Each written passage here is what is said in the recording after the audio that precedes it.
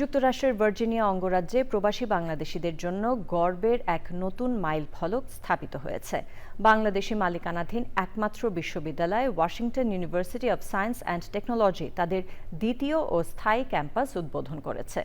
নতুন এই ক্যাম্পাস যুক্ত হওয়ায় বিশ্ববিদ্যালয়টির মোট পরিসর এখন প্রায় 2 লাখ বর্গফুটে পৌঁছেছে, যা একটি পূর্ণাঙ্গ স্থায়ী অবকাঠামো হিসেবে গড়ে উঠেছে।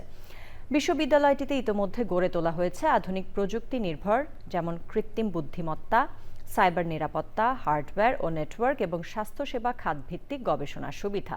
শীঘ্রই চালু হতে যাচ্ছে অত্যাধুনিক রোবোটিক্স ল্যাব। শিক্ষার্থীদের সহায়তায় চলতি বছরে প্রায় $6.5 মিলিয়ন বৃত্তি ঘোষণা করা হয়েছে। Center work together for the community is a blessing.